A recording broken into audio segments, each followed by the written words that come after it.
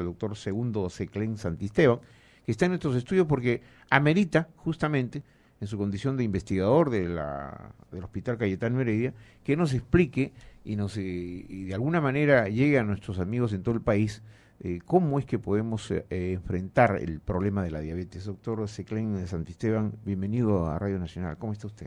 Gracias, don Alberto. Muchísimas gracias por esta invitación en el Día Mundial de la Lucha contra la Diabetes que se celebra en todo el mundo. Y realmente preocupados porque en el país hemos notado en los últimos 15 años un avance importante de la enfermedad. En el año 97 se hicieron los primeros estudios nacionales de esta enfermedad que mostraban prevalencias promedio de un 5%. En el estudio último que hemos terminado el año pasado, esta prevalencia nacional ha llegado alrededor de un 8% y en Lima de un 7% ha subido a un 10%. O sea, cada 10 de 100 limeños tiene esta enfermedad y probablemente menos de la mitad están diagnosticados. Y ahora que ha sobresalido un término que se llama el de prediabetes, en el cual hay un periodo, digamos, de ventana entre lo normal y el diabético, probablemente las personas que tienen esta enfermedad va a aumentar mucho más, ¿no? Ahora, doctor Seclén, el porcentaje que usted acaba de señalar se ha incrementado. Lo cierto es que a veces nosotros los ciudadanos cuando tenemos una enfermedad a veces no le prestamos la atención, ¿no?, debida, y ya cuando pasa el periodo de incubación, por decirlo de alguna manera, luego entra la etapa de la crisis, ahí recién tomamos conciencia de que las cosas son bastante complicadas. Digo, testimonio personal, se complican las cosas y tan complicadas son que a veces uno ya tiene casi al llegar al borde de la muerte. Entonces, ¿para qué llegar a ese nivel si hay digamos, mecanismo de prevención, ¿no es cierto? Efectivamente, bueno, en principio lo que tiene que saber los radioescuchas que tienen este problema, esta enfermedad de glucosa elevada en sangre, es que van a impedir que llegar a estos estadios si es que desde muy temprano controlan la glucosa en cifras normales. Normalmente una glucosa debería estar por debajo de 100 en ayunas y por debajo de 140 después de cualquier alimento que uno come después de 2 horas. Esas son las cifras normales, pero en el caso de las personas que tienen este problema, se contenta uno con tener una glucosa menor de 130 en ayunas y menor de 160 2 horas después de cualquier comida. Con esos valores uno podría, digamos, decir que las complicaciones no se van a presentar en el futuro. O sea, todo depende realmente del control estricto que uno tenga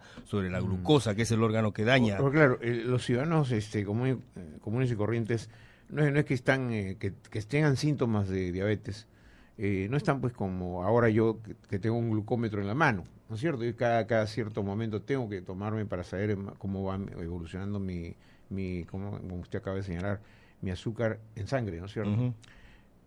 Pero ¿qué recomendación, qué se le puede decir a la persona que de alguna manera empieza a sentir algún tipo de síntomas? ¿Cuáles son los síntomas principales del inicio de una diabetes, por ejemplo, la mellitus, ¿no?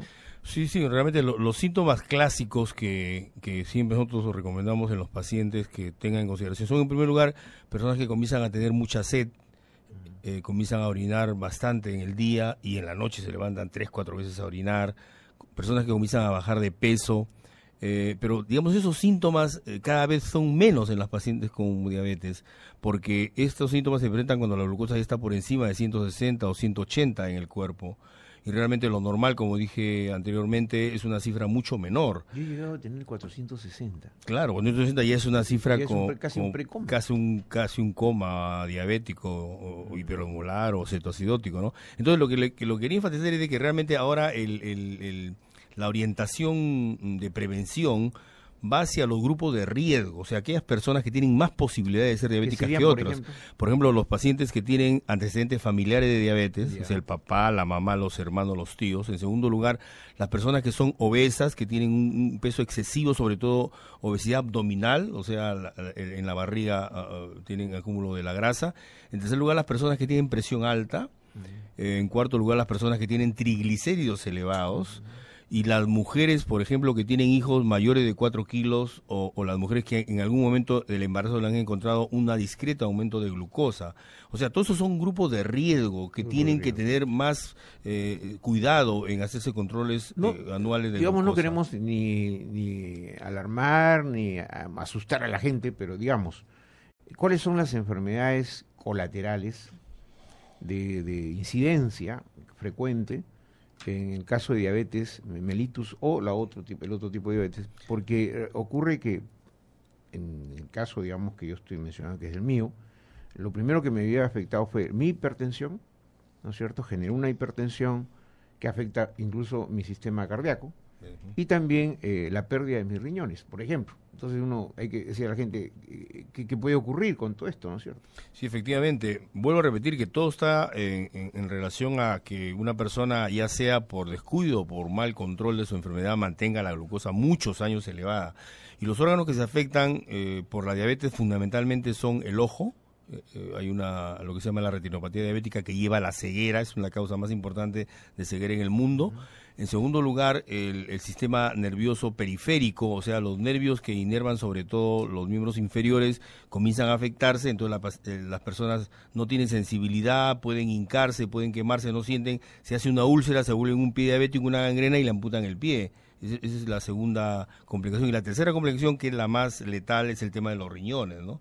Los riñones comienzan a sufrir una carga de glucosa crónica y producen una nefropatía diabética, que es una causa principal en el país, en nuestro Perú, de insuficiencia renal crónica terminal y de diálisis permanente, ¿no? O sea, son las tres complicaciones más frecuentes, pero una de las cosas que quiero enfatizar en las complicaciones es, por ejemplo, de que la glucosa elevada, o sea, la diabetes mellitus, es uno de los factores de riesgo más importante cardiovascular. O sea, las personas que tienen glucosa elevada, como se asocia generalmente a hipertensión arterial y se asocia a elevación de colesterol, pueden tener un infarto.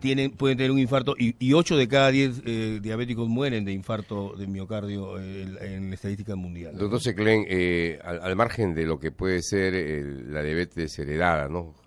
Digamos, genéticamente, ¿no? De padres diabéticos, ¿cuál es la edad en la cual se manifiesta, o a qué edad se empieza a manifestar esta enfermedad? O digamos, no tiene un origen natural propio de una edad determinada.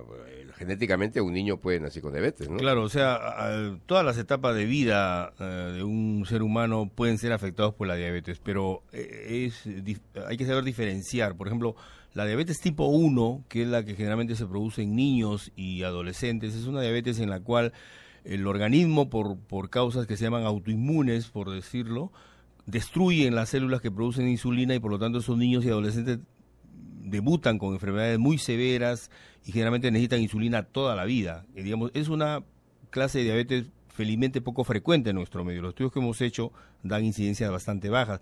Lo que sí es la diabetes más frecuente que se produce en la población peruana es a partir de los 30 años para arriba.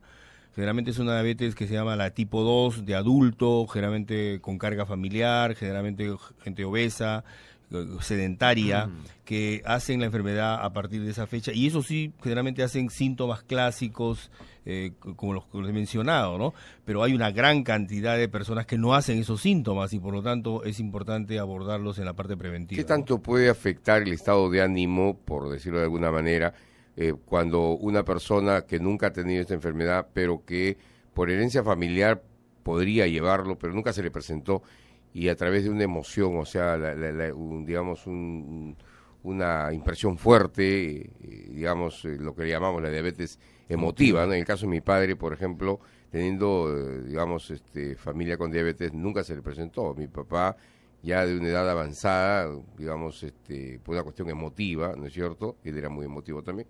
Se le presentó, pero luego se le pasó, o sea, fue una cosa de momento, ¿no? ¿Cómo es esto? Explíquenos un poquito. Claro, hay que saber diferenciar. Mucha gente, por esconder la enfermedad de fondo que es la diabetes mellitus, diciendo, yo he tenido una diabetes emotiva, o sea, me he tenido una cola, un problema en el trabajo, etcétera. Se me ha subido el azúcar, pero dicen, no, yo no tengo diabetes, se me ha subido temporalmente, pero generalmente las personas que tienen ya la glucosa por encima de lo normal ya tienen algún compromiso en el páncreas, y por lo tanto no generan insulina. Claro, no generan insulina, entonces son sujetos que hay que hacerle un diagnóstico correcto, y para eso hay pruebas especiales, ¿no? O sea, no existe la diabetes emotiva realmente, lo que existe son elevaciones de glucosa que hay que diagnosticar si son diabéticos o prediabéticos, ¿no? Claro, no existe la diabetes emotiva, hay que ir a esa conclusión. Claro. Tal vez uno se motiva o se emociona y preocupantemente cuando tiene diabetes. Esa es otra cosa, seguramente. Pero el tema es que yo quería decirles a nuestros amigos, ya que estamos con el doctor Seclen, que si usted no se cuida, mire, una recomendación que se le da a alguien que en este momento, no es que yo me sienta un sufrido, ¿ya? Pero estar ya casi permanentemente, no digo de por vida, pero permanentemente sometido a una máquina de diálisis, no es muy agradable, que digamos, ¿no es cierto? Porque 5 horas de mi vida tengo que estar prácticamente compartiendo al día con una máquina, y eso no es, digamos, es saludable para la salud de uno para poder recuperarse, pero no es algo que nos pueda sentir alegre. Entonces hay que evitar eso. En este momento en el Seguro Social, de Salud, hay 8.000 y pico de personas que se dializan, 8.000 y pico, que ya no alcanzan las máquinas, ¿no es cierto? Porque imagínense usted, solo en el Centro Renal Nacional hay 4 salas y está saturado porque tienen que trabajar hasta la madrugada, las 24 horas, si no, no sería posible, y más grave sería para las personas que no tienen recursos o no tienen seguros. Entonces, ese es el tema. Ahora, estamos en esta celebración, doctor. ¿Hay alguna manifestación de parte de la Sociedad Peruana de Endocrinología?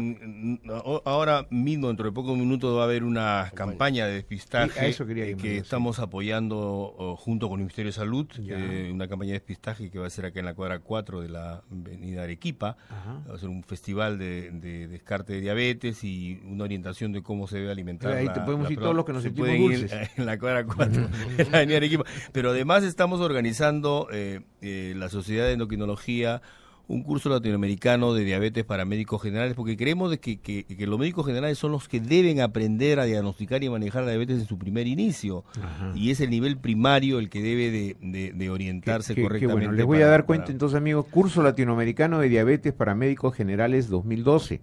Esto se va a llevar a cabo en el auditorio del Colegio Médico del Perú, Pedro Weiss, este sábado, atentos, señores galenos médicos, las conclusiones del consenso peruano sobre prevención y tratamiento de la diabetes mellitus tipo 2, síndrome metabólico y diabetes gestacional. Acá hay todo un programa, ¿no es cierto?, del manejo de esta enfermedad. Sí, hay profesores extranjeros de Colombia, Iván Darío Sierra, también de Chile, Carlos Gran, hay peruanos, ¿no?, como Jessica Faustor, Oscar Castillo, nuestro propio invitado, el doctor Seclen, Rolando Vargas. Por ejemplo, los temas son vinculados a la insulinoterapia, a aquellos que usan la insulina, ¿no?, ya que el páncreas no genera, hay que usar la insulina vía inyectable. Manejo de pie diabético, que es otro gran problema. Atentos, el manejo del pie diabético, metformina, droga milagrosa. A propósito de esto, doctor, hay medicinas que son bastante efectivas, ¿no?, para el control de la diabetes, ¿no? Bueno, ahora mismo en los últimos 10 años la industria ha producido una serie de medicamentos realmente muy interesantes para el manejo de la enfermedad, o sea que el médico especialista tiene a la mano actualmente todo un arsenal medicamentoso para poder manejar correctamente la enfermedad. Efectivamente. Queridos amigos, entonces ya a partir de unos minutos pueden ir a acudir a la cuadra 4 de la avenida Arequipa, muy cerca, en el centro casi de Lima, en Cercado.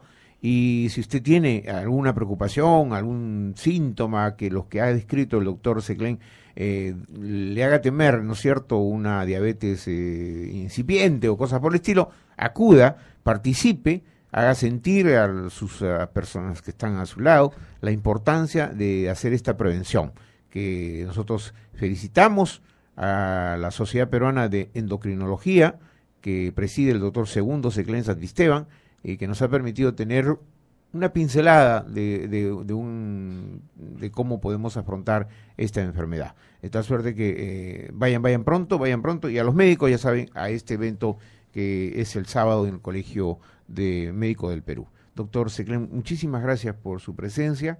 Creo que ha contribuido de alguna manera a mejorar la salud, no solo de los diabéticos, sino de los potenciales diabéticos, ¿no es cierto? Don Alberto, muchísimas gracias también por la invitación. No, muchas gracias. Ha sido usted muy amable.